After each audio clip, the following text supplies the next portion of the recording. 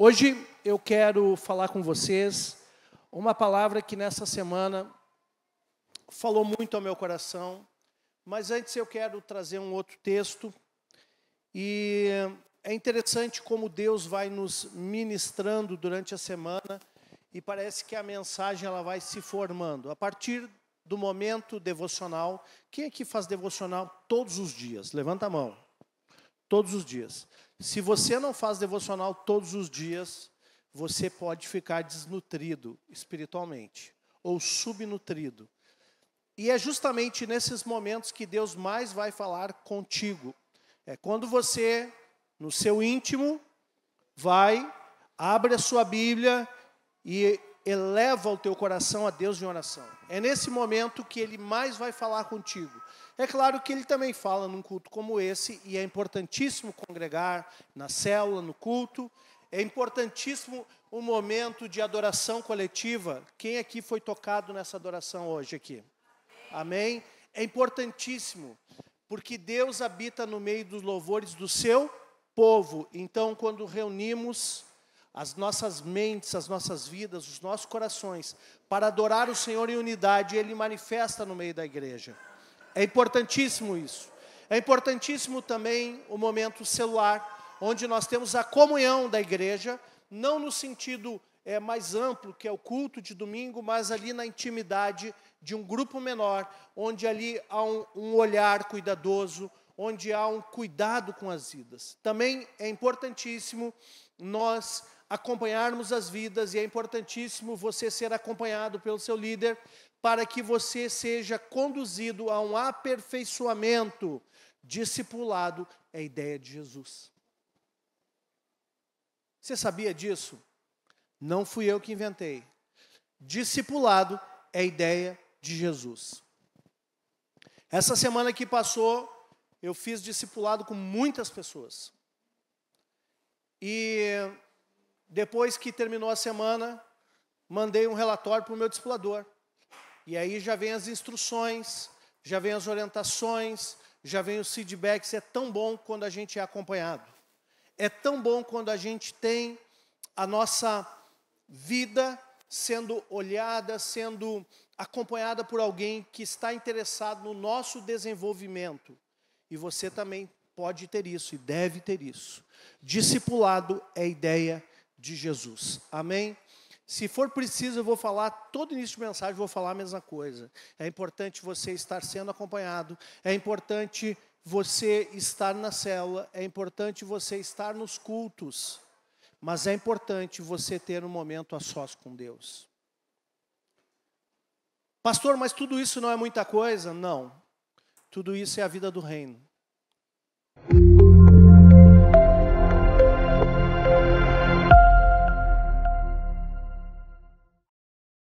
Se você orar 3 vezes ao dia, você vai ter um resultado. Se você orar uma vez por dia, você vai ter outro resultado. Se você não orar nunca, você vai ter outro.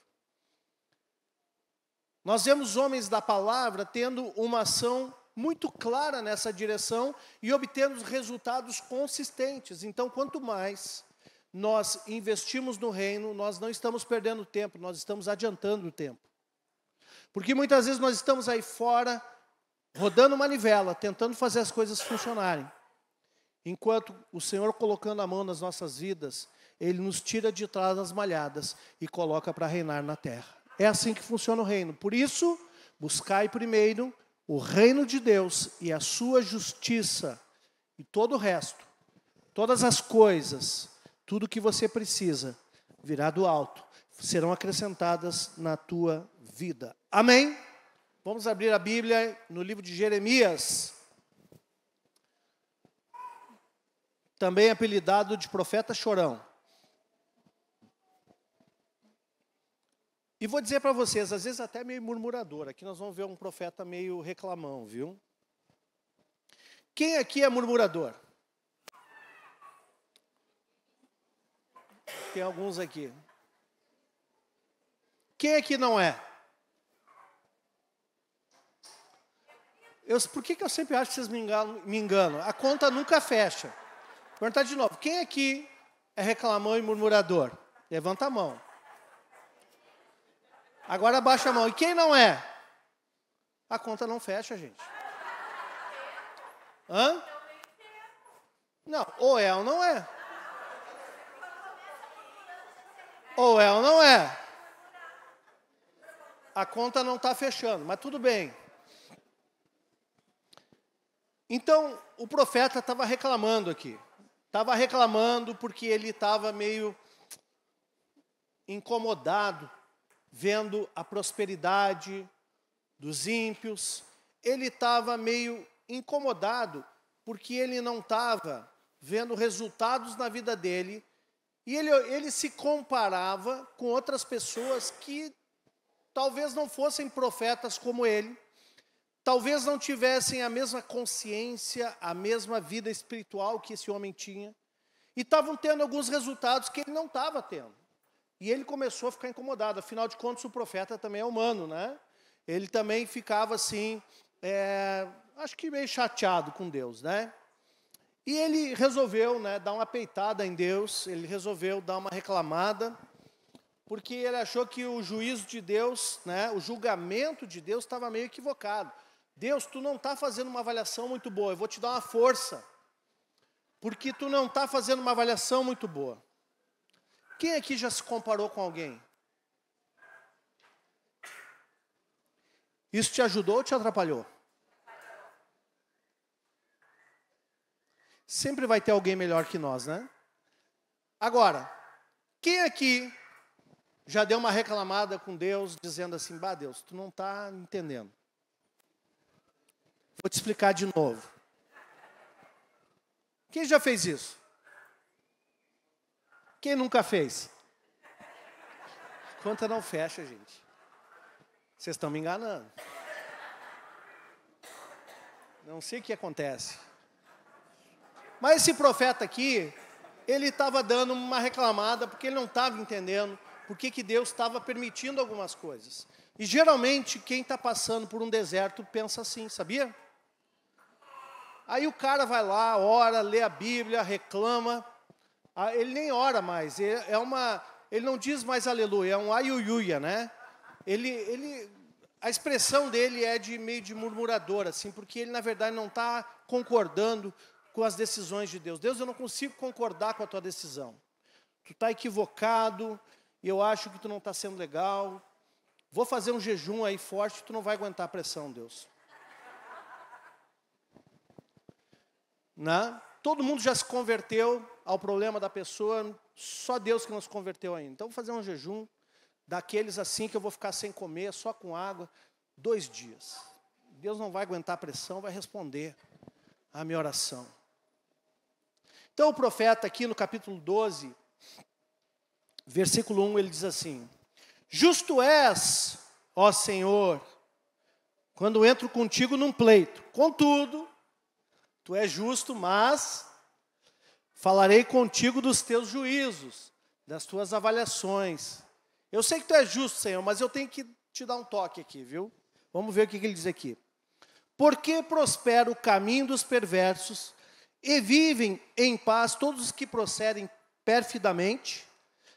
Plantaste-os e eles deitaram raízes, crescem, dão fruto, têm-te nos lábios, mas longe do coração. Mas tu, ó Deus, me conheces, tu me vês e provas o que sente o meu coração para contigo.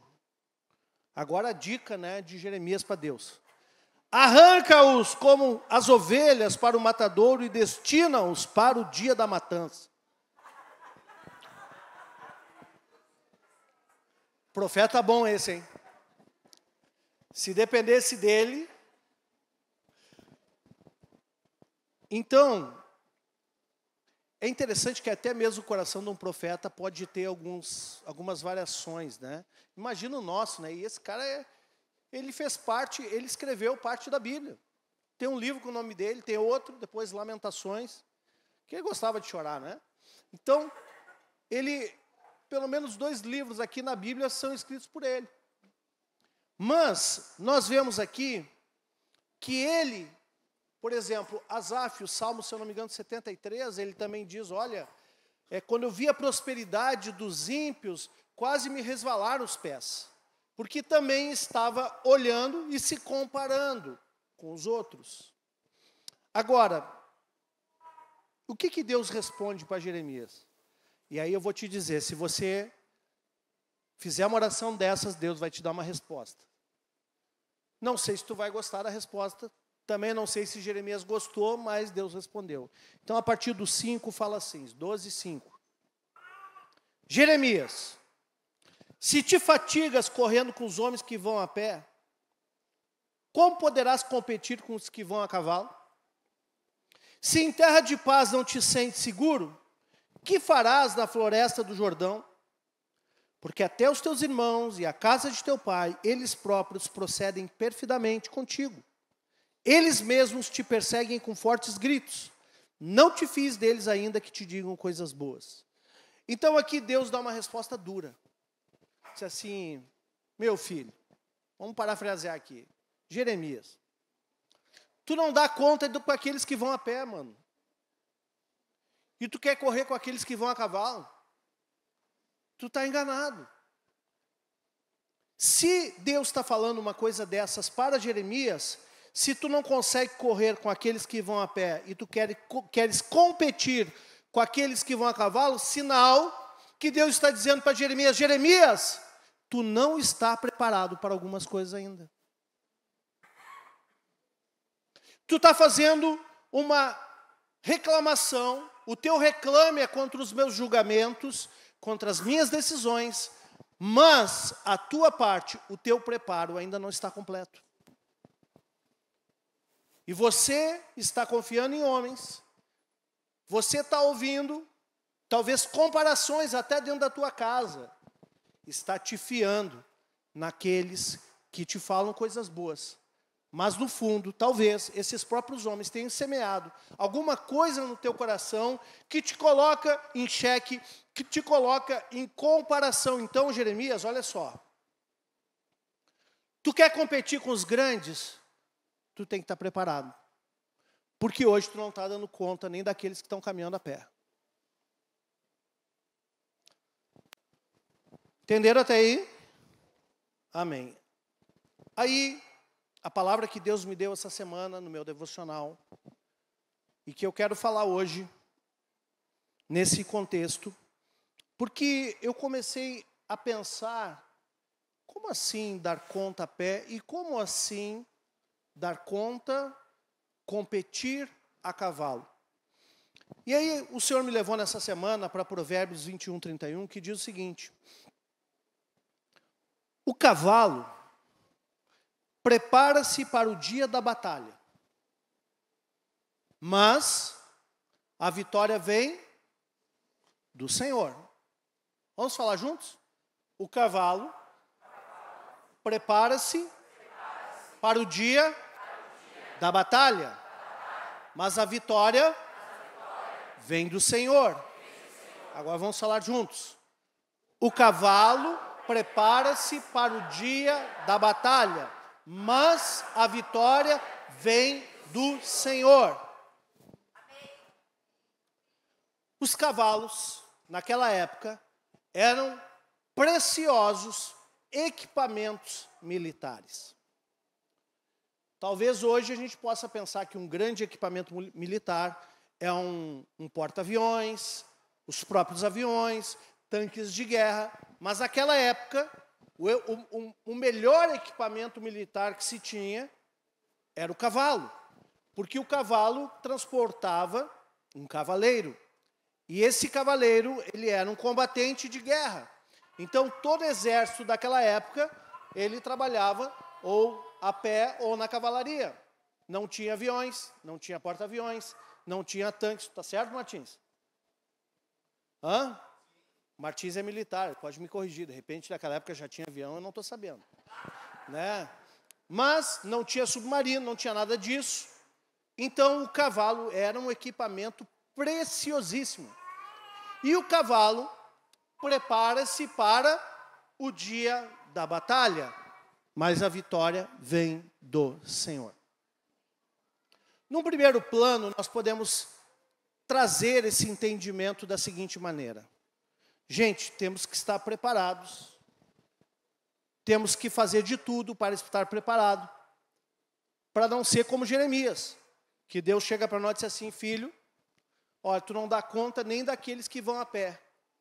Tu não está preparado. E aí tu quer ter os mesmos resultados, Jeremias, do que aqueles que competem a cavalo. Então assim, melhora o teu desempenho, melhora a tua performance, melhora as tuas convicções, e aí você pode exigir de mim um julgamento diferente. Mas enquanto você não estiver preparado, Jeremias, as minhas decisões que eu já tomei a teu respeito é o que vão prevalecer. E não adianta você forçar a barra comigo, Jeremias, porque se você não consegue dar conta nem daqueles que vão a pé, não adianta nem eu te dar um cavalo. Então, eu comecei a buscar em Deus o entendimento disso, do que devemos nos preparar.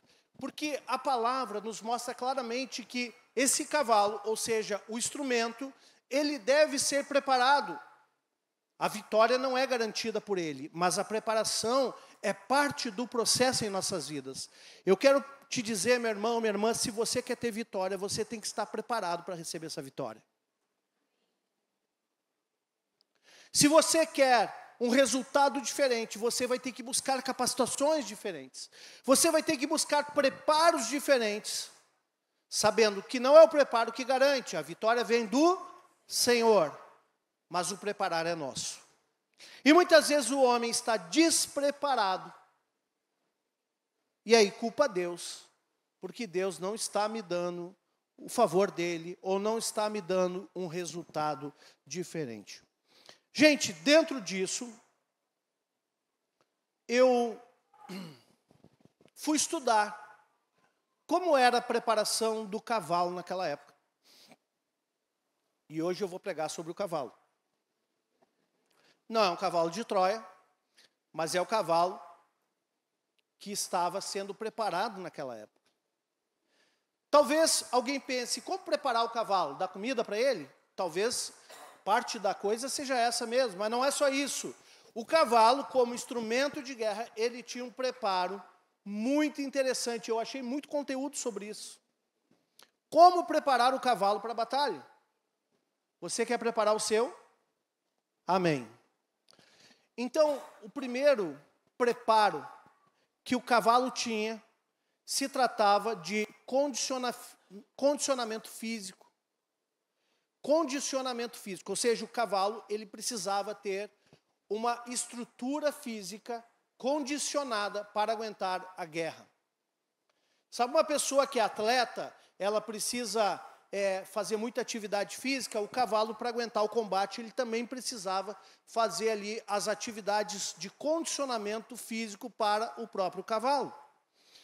E eu quero te dizer, amado, que na nossa vida não é diferente. Para a gente aguentar a guerra que a gente vive, a gente vai ter que cuidar da nossa saúde física. Se um de nós ficar doente, vai causar problema para toda a família, vai causar problema para o teu bolso.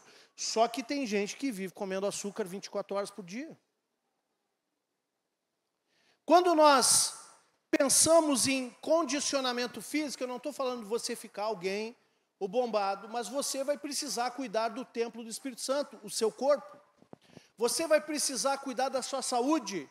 Sabe por quê? Porque quando você chegar numa idade mais avançada, se você quiser ver o resultado da sua vida, você vai precisar de olhos, você vai precisar de pernas, você vai precisar de pulmão, vai precisar de braços, vai precisar de estrutura física. Mas também não é só físico, é o desenvolvimento pessoal da sua vida. Se você quer ter êxito nessa terra, se você quer ter decisões favoráveis da parte de Deus, desenvolva-se intelectualmente, leia livros, estude, comece a meditar na palavra, comece a buscar o Senhor. Em 1 Timóteo, capítulo 4, versículo 8, diz assim: pois o exercício físico para pouco é proveitoso, mas a piedade para tudo é proveitosa, porque tem a promessa da vida, que agora é e da que há de ser. Então, Paulo não está dizendo aqui que não é para fazer exercício físico, mas diz que tem pouco proveito, no sentido de comparação com o ministério da piedade, ou seja, a vida espiritual da pessoa. Então, veja bem, deve fazer atividade física, sim, mas você deve também desenvolver a sua vida espiritual, que é o ministério da piedade, é o serviço da piedade de Deus na tua vida, quando você busca o Senhor com seriedade. Você deve desenvolver as suas emoções.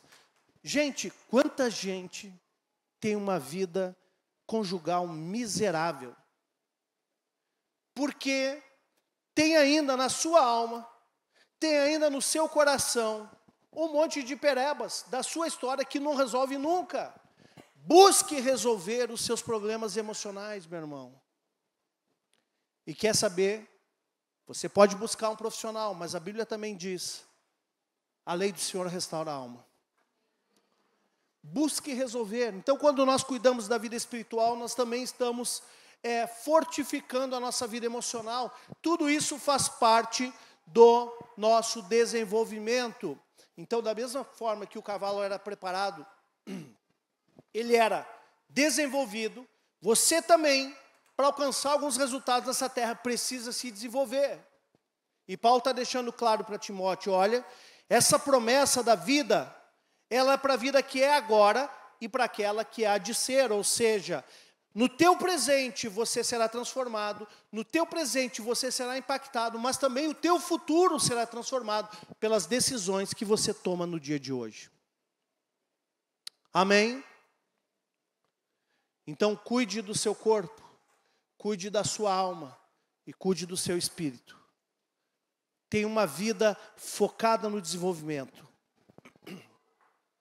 Segundo ponto, que o cavalo era preparado para a batalha. Olha que interessante isso. Aclimatação a ruídos e caos. O que é isso?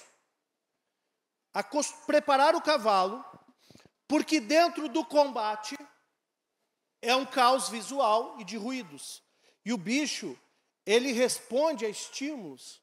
Então imagina, tem um monte de gente gritando, um monte de gente tacando espada, um matando o outro, e o cavalo está no meio daquele furdunço todo, né? O cavalo ele não pode se perder, ele precisa ser acostumado a continuar dentro da sua própria missão, mesmo diante de um ambiente desfavorável, um ambiente de caos. Tem muitas pessoas no Evangelho que são extremamente frágeis. E eu tenho falado para alguns, nós temos que ser antifrágeis. E sabe quando uma pessoa se torna antifrágil? Quando ela decide não viver uma vida ressentida. Uma vida ressentida é uma pessoa que recebeu o impacto de uma emoção negativa, tóxica. E ao invés de ela resolver isso, ela resolve deixar que aquilo se torne uma semente no seu coração. E ali no seu coração nasce uma raiz de amargura. E a raiz de amargura, ela se transforma numa árvore. E ela começa a gerar frutos amargos. E esses frutos paralisam a pessoa, paralisam o líder, paralisam o casamento, paralisam a vida profissional, paralisam a tua carreira, paralisam a tua família, as tuas finanças. E aí você acha que não, esse fruto aqui eu vou arrancar porque esse fruto é muito amargo. Vou lá e arranco o fruto. Não adianta. A raiz está lá, no coração, e o fruto vem e nasce novamente. Você arranca o fruto. Não adianta.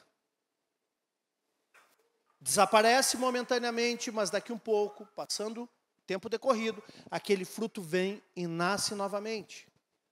Então não adianta tentar reparar os frutos. Você precisa de uma cura profunda para realmente arrancar essa raiz do seu coração. Então, queridos, eu vejo muita gente no reino, frágil, mal resolvida, vivendo a míngua nas suas emoções, tendo uma vida miserável no casamento, tendo uma vida miserável nas finanças, porque ainda são movidos por uma série de raízes de amarguras que entraram no seu coração e estão lá interagindo constantemente nas suas vidas. Por isso não conseguem prosperar, por isso não conseguem sair do lugar, por isso não conseguem ter resultado. E muitas dessas até decidem serem líderes. E aí, às vezes, se tornam pessoas mal resolvidas, querendo resolver outras pessoas mal resolvidas. Nós precisamos crescer emocionalmente. Nós precisamos ter um coração limpo, um coração puro. E isso é possível através do Espírito Santo. Isso é possível através do Senhor nas nossas vidas. Isso é possível através da ministração no discipulado. Amém? Então, Filipenses 4, versículo 6 diz assim: não andeis ansiosos de coisa alguma. Em tudo, porém, sejam conhecidas diante de Deus as vossas petições, pela oração e pela súplica, com ações de graças. E a paz de Deus, que excede a todo entendimento, guardará o vosso coração e a vossa mente em Cristo Jesus. Uma pessoa ansiosa não consegue ter foco na vida. Uma pessoa ansiosa, ela é sequestrada do foco e da missão que Deus colocou na vida dela. Mas quando você é aclimatizado, né? Aclimatação a ruídos e caos, como os cavalos eram, ou seja, você entende que mesmo estando tudo em caos ao teu redor, você mantém o foco porque você entende que o teu lugar seguro, o teu lugar secreto é um local de renovo. E é um local onde você vai despejar lá diante aos pés de Jesus toda a tua ansiedade. Você vai tornar tudo aquilo que te incomoda conhecido diante de Deus. E a paz de Deus, que excede a todo entendimento, vai guardar o teu coração e a tua mente em Cristo Jesus. Amém? Uma outra questão do preparo dos cavalos na época, que era o uso adequado de equipamentos. O cavalo precisava ser selado, mas não era só a sela que eles colocavam algumas outras partes, principalmente no pescoço do cavalo, algum tipo de armadura, algum tipo para que as flechas não matassem o cavalo, para que ele pudesse sobreviver aos combates sem ser sacrificado de maneira colateral, porque o combate não é para matar cavalo, é para matar o soldado. Aliás, o cavalo era um próprio despojo da guerra, né? Então, eles tinham equipamentos, eles precisavam preparar o cavalo para que o cavalo tivesse os equipamentos adequados para funcionar. Da mesma forma, nós também temos que ter o nosso equipamento de crente. Quem aqui desconfia o que é?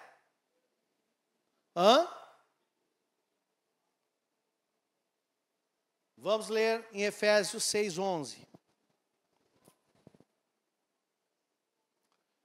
Olha o que Paulo diz à igreja em Éfeso, diz assim: revesti-vos de toda a armadura de Deus, para poderes ficar firmes contra as ciladas do diabo. Então, meu irmão, vai ter cilada do diabo. E muitos não conseguem ficar firmes. Então, seja revestido de toda a armadura, para você ficar firme contra a cilada do diabo, porque a nossa luta não é contra a carne, contra o sangue e a carne, e sim contra os principados e potestades, contra os dominadores deste mundo tenebroso, contra as forças espirituais do mal nas regiões celestes. Então existe toda uma questão espiritual envolvida. Nem tudo é espiritual, mas muita coisa é espiritual. Os principados dominam sobre territórios maiores. Há principados sobre a nossa nação que nós precisamos resistir. Mas existem potestades. As potestades, elas são localizadas em geografias menores. Talvez na tua rua tenha uma potestade operando. Eu me lembro quando nós tínhamos a igreja ali na Dona Alzira. Ali é uma rua que tem motéis, que tem muita prostituição. E sempre quando nós íamos orar, antes do culto, nós levantávamos, Senhor, que toda a potestade local seja repreendida nesse lugar. Que isso não venha impactar de maneira nenhuma o que está acontecendo aqui hoje, porque aqui quem reina é Jesus. E nós declarávamos ali o senhorio de Jesus naquele lugar. Mas era uma resistência constante, porque havia uma potestade ali naquele lugar. Isso não quer dizer, amados, que você vai ter que levantar a tua voz contra o principado do aborto na nação, contra o principado da idolatria. Não, não faça isso. Mas você resiste na sua vida à influência dos principados e das potestades, para que eles não venham operar na tua casa, operar nos teus negócios, operar na tua família. Então você precisa armar uma guerra não contra eles, mas em teu favor, para que eles não mexam com a tua vida. Amém? Você está entendendo isso? Então, Paulo está falando, você vai ter que se revestir dessa armadura, porque eles são uma realidade. O mundo espiritual é uma realidade, você vai ter que lidar com isso. Você vai ter que enfrentar isso. E ainda fala aqui de dominadores do mundo tenebroso, contra as forças espirituais do mal nas regiões celestes, ou seja, existem demônios nas regiões celestiais, operando constantemente contra você, contra mim. Ao termos consciência disso, nós começamos a usar armadura. Começamos a entender que nós precisamos estar preparados para essa batalha. Assim como o cavalo ia para a batalha preparado. Eu preciso estar preparado para a batalha. Você precisa estar preparado. Você vai se preparar com as armas naturais? Sim. Mas também você precisa da armadura espiritual para vencer essa batalha. Porque a nossa luta não é contra o chefe, não é contra o pastor, não é contra o mercado. A nossa luta não é contra pessoas. A nossa guerra não é contra pessoas. E se tem pessoas vindo na tua direção contra você, saiba que Satanás, o diabo, está movendo isso para te atacar. E a maneira que você tem para resolver isso não é bater boca, não é tentar fazer mal para alguém, não é tentar enfrentar fisicamente alguém. A maneira para resolver isso é oração, jejum, armadura, e você entrar no mundo espiritual, para não permitir que toda essa dominação do mal, que todas essas forças espirituais contrárias, toquem a tua vida. Amém? Posso ouvir um amém de crente?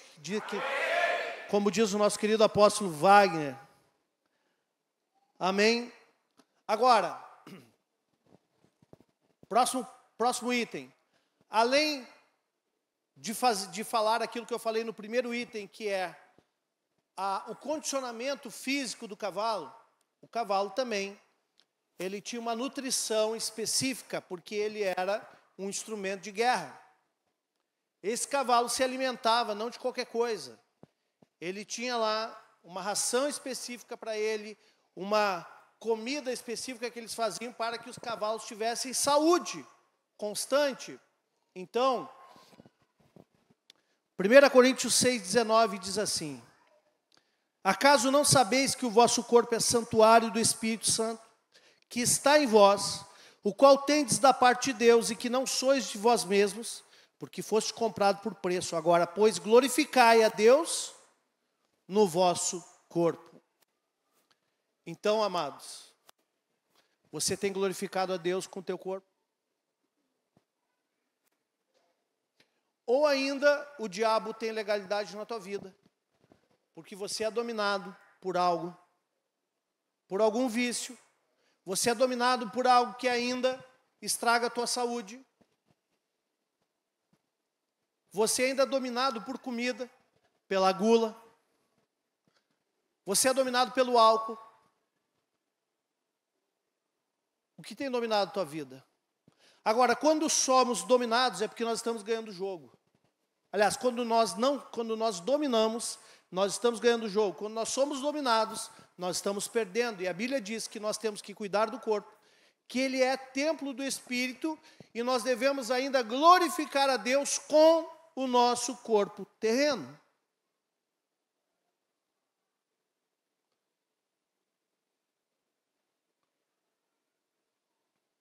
Então a Bíblia manda não destruir o corpo, mas cuidar dele.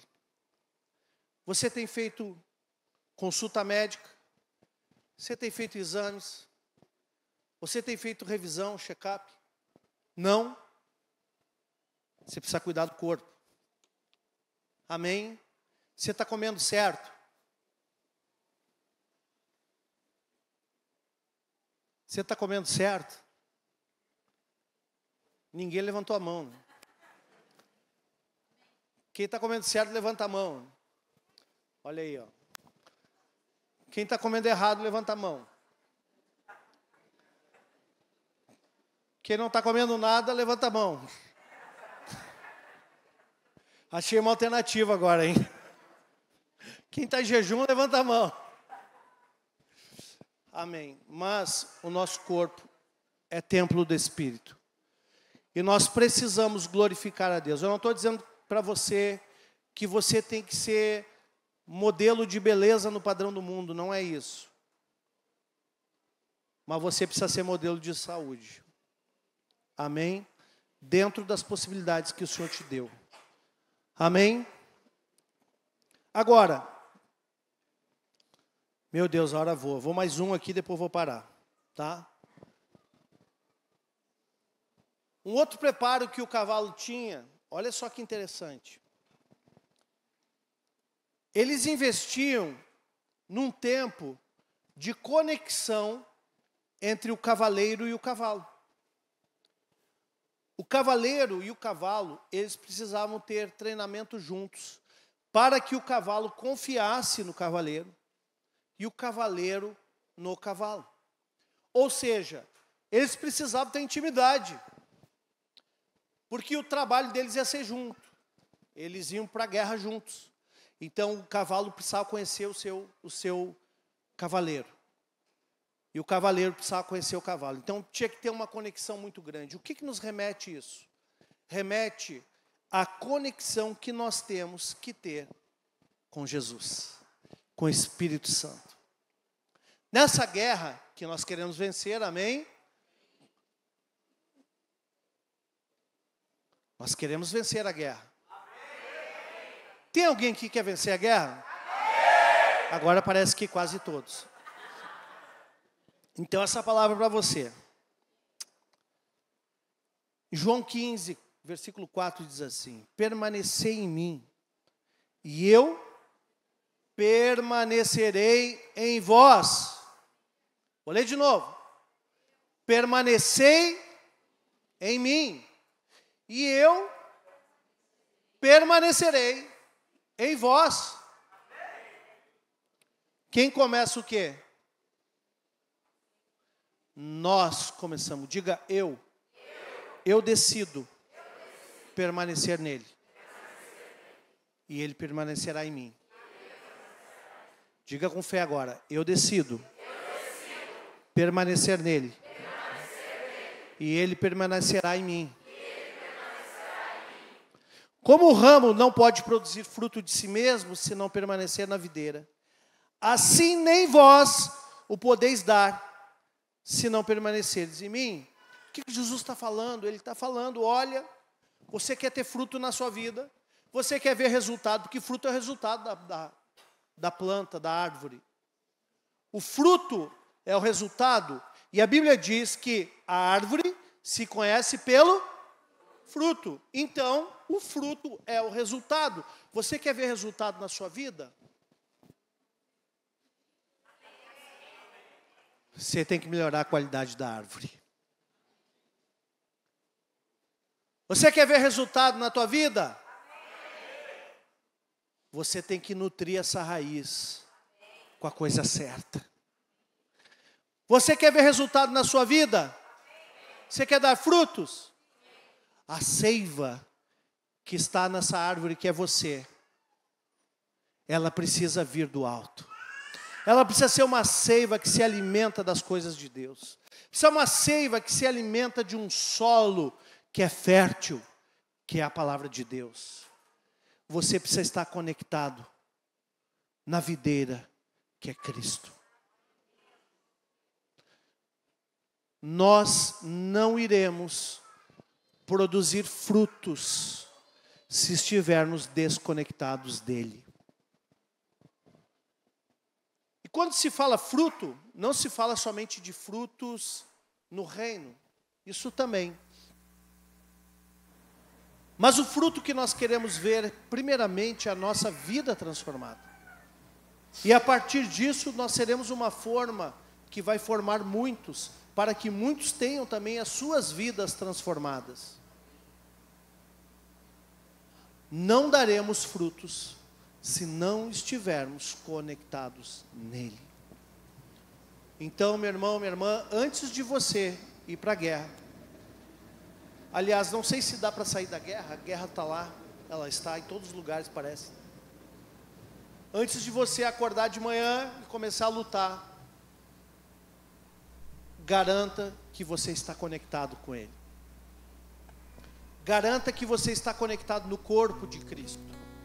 Porque não é somente com ele, mas é o corpo dele. Como podemos estar conectados com ele se estivermos fora do corpo? Ou eu faço parte ou não faço parte. Então, assim como o cavalo precisava de conexão com seu cavaleiro, você, como instrumento de guerra nas mãos do Senhor, você vai precisar de conexão com ele. Amém?